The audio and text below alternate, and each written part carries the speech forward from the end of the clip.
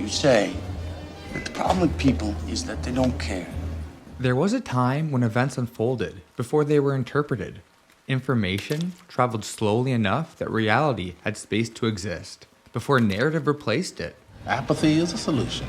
People heard about tragedy after the shock had settled, after witnesses spoke, after investigators worked, after uncertainty had been allowed to breathe. Understanding came first. Oh, no, Yes. no. Today. We're talking about everyday life here. Reaction came later. Now that order has reversed. Now, reaction is often the first thing that becomes real. A name appears. A headline forms. You want to be a champion. Well, let me tell you, people don't want a champion. They want to eat cheeseburgers, play the lotto, and watch television. Hey, how did you get like this? A fragment of video begins circulating before anyone involved has fully spoken. Emotion organizes itself faster than the truth ever could. I mean, it's easier to lose yourself in drugs than it is to cope with life. It's easier to steal what you want than it is to earn it. Yeah. It's easier to beat a child than it is to raise it. Hell, love costs. It takes effort and work. Millions of people begin participating in an event that is still unfolding, not because they know what happened, because they recognize how they are supposed to feel. And feeling first, well, it feels like being present in history. It feels like refusing to be passive in a world that never stops moving. If you watch Se7en today, it no longer feels like a film about a killer. You're looking for me. The movie is always going to be the same movie, but we change. Our perspective on a film changes with each rewatch. The audience changes and the movie doesn't, but your relationship to it continues to hopefully deepen. I used to think this film was about evil. Now I think it's about momentum. What happens when emotions take control of the story. You've seen the pattern. Paparazzi swarm in courthouse steps before the courts even open. Crowds gathering outside trials they barely understand. Phones held high in the air, like something sacred is about to reveal itself. People filming, not because they need evidence, but because they need close proximity. Proximity to meaning. Proximity to significance. Proximity to the moment something becomes culturally important. Documentaries released, while grief is still raw. Speculation turning into narrative. Detective, can I have a moment of your time? Narrative turning into identity. We construct a facade of ourselves. We construct an image for people to deal with us and understand us. You know, we learn from teachers, we learn from parents, we learn from siblings how to present the best version of ourselves, edit, and then we go out into the world as adults and we mate, and we couple, and we draw people, seduce people with this projection of ourselves, and often completely oblivious to the fact that the other person is doing that too. Identity turning into allegiances. People begin locating themselves inside stories they cannot possibly comprehend yet, because reacting quickly feels like moral awareness. It feels like participation. It feels like refusing to be irrelevant. We don't just witness events anymore. We perform our response to them. I've done it too. Seen a story and felt that rush to base what kind of person I am based on my reaction to it, not based on what I actually know. And that feeling is powerful, and it spreads. The killer in Se7en understands this instinct better than anyone around him. He doesn't simply commit violence, he engineers inevitability. He creates situations where interpretation must occur before comprehension becomes even possible. He understands that society cannot tolerate ambiguity for very long, so he forces clarity.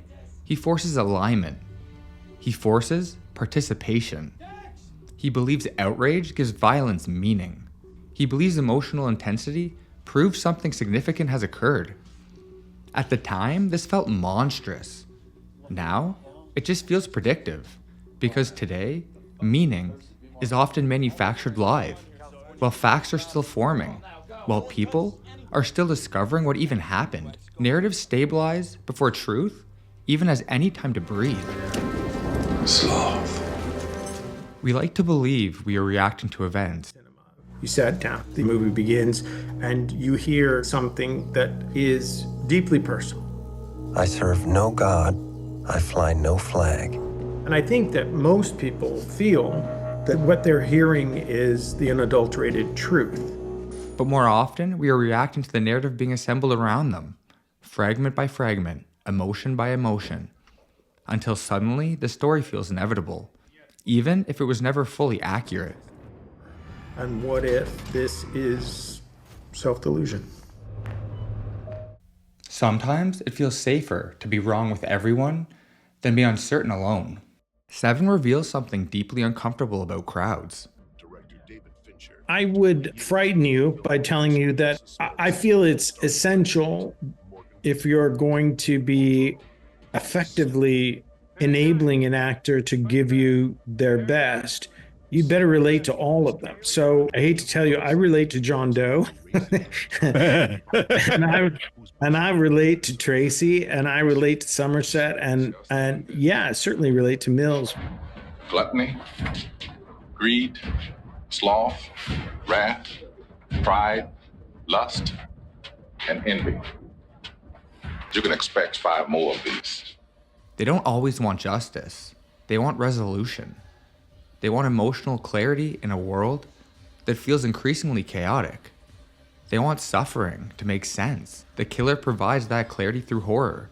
He compresses time. He accelerates interpretation. He removes hesitation. Shock travels faster than understanding because understanding requires patience. Shock, it only requires attention. Get this thing off of me! Get this thing off! Get him out of here now!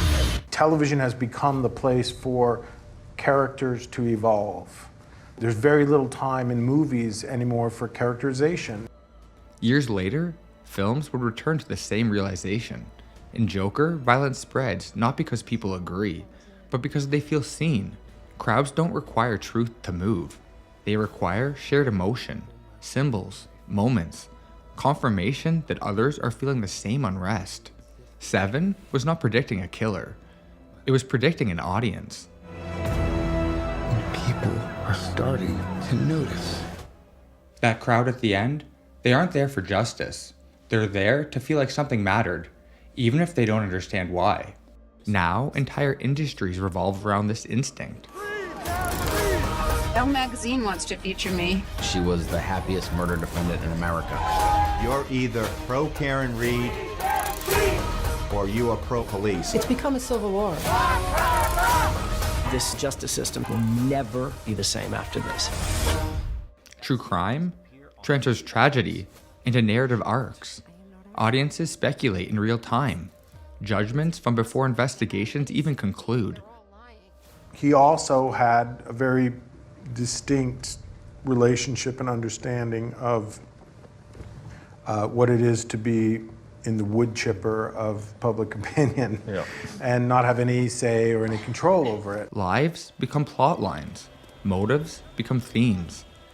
Real suffering becomes something that must be interpreted collectively. Excuse me? Hey, what are you doing? Close crime scene. Get the fuck out of here. I got a right to be here. Get out of here. Get out of here! Hey! Get out of here! I got a fucking right to be here. Get out of fucking here! jerk. Jeez. Fuck you. I got your picture, man. Oh, yeah? I got your picture. Oh, yeah? Detective Mills. M-I-L-L-S. Fuck off. I'm surprised you could spell. Fuck you.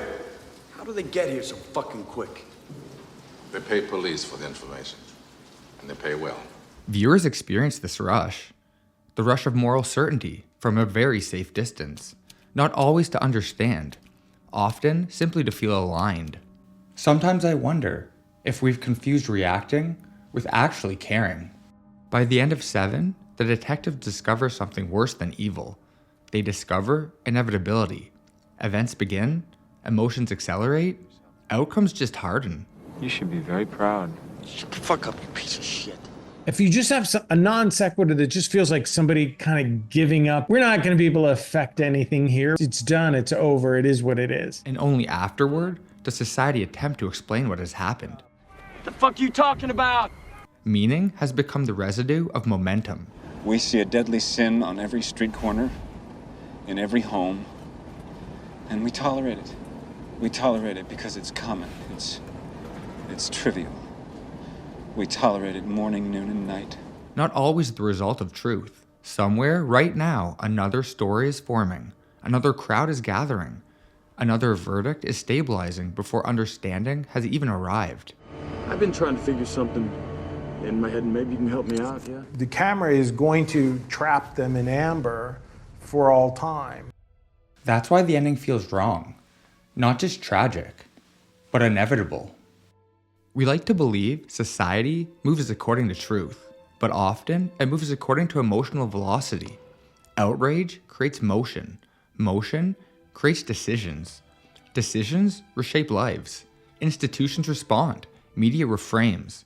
History absorbs the shock and transforms it into narrative. And once momentum begins, very few people are willing to stand still. Because standing still, it feels like standing alone. Se7en didn't show us what we were. It showed us what we were becoming. And the box never really closed. We're just barely starting to open it.